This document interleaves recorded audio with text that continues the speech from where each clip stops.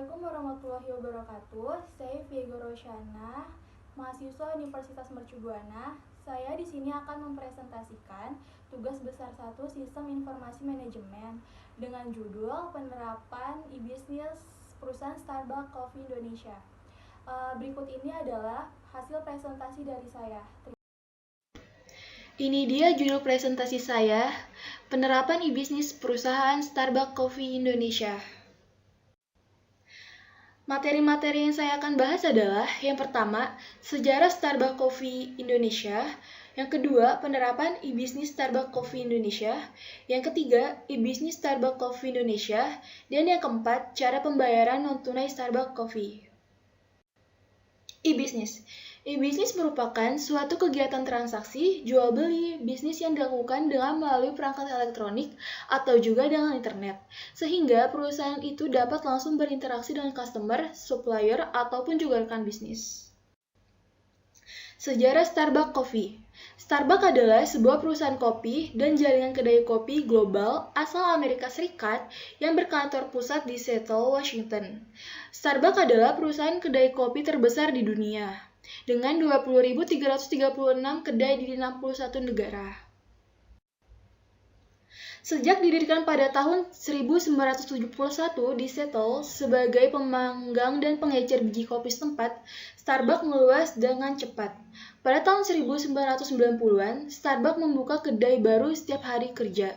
Satu tahap yang terus dilanjutkan sampai tahun 2000-an. Perusahaan ini berencana membuka 900 kedai di luar Amerika Serikat pada tahun 2009 dan telah menutup 300 kedai di Amerika Serikat sejak 2008.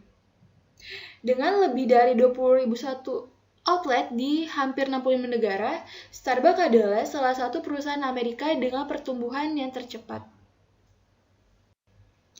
A. Penerapan e-business dalam segi organisasi.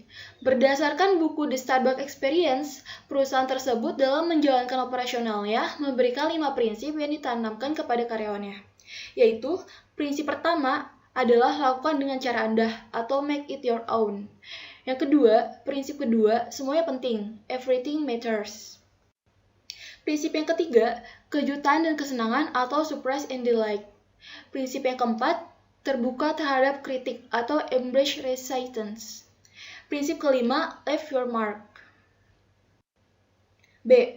Penerapan e-business dalam segi manajemen. Pemberdayaan karyawan dan budaya perusahaan yang luar biasa membuat Starbucks mendorong manajemen yang efisien dari sumber daya manusia.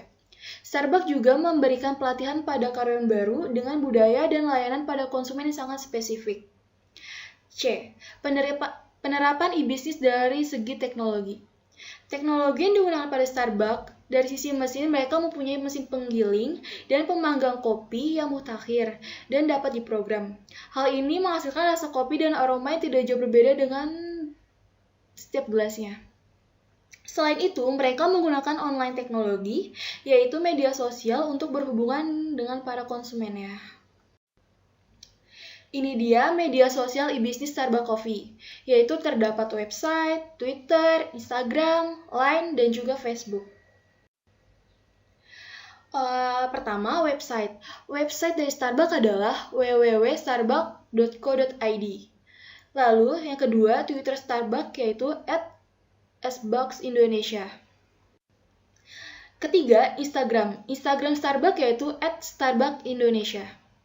Yang keempat, Facebook. Facebook Starbucks yaitu Starbucks Indonesia. Dan yang kelima ada Line. Line Official pun menjadi pilihan Starbucks dalam melancarkan promosi kepada pelanggan. Meskipun beberapa lain juga digunakan, namun Line memang terbukti yang paling efektif. Dapat dilihat dari antrian yang mengular di setiap gerai dalam Starbucks melangsungkan promo melalui akun resminya di Line tersebut. Antusiasme tinggi dari pelanggan yang mendapatkan promo dari Line Official Account tersebut membuktikan bahwa traffic di setiap gerai akan semakin bertambah saat promo itu dibuat, seperti buy one get one yang menjadi favorit pelanggan. Pembayaran non-tunai Starbucks Coffee. Di sini ada beberapa pembayaran non-tunai, yaitu salah satunya adalah OVO, GoPay, credit card, dan debit card. Cara pembayaran non-tunai OVO. Scan QR code. Buka aplikasi OVO, kemudian klik menu scan QR di kasir, lalu akan muncul notifikasi pembayaran di aplikasi OVO. Jika transaksi pembayaran lebih dari 100.000, maka kamu perlu mengkonfirmasinya dengan password. Yang kedua, GoPay.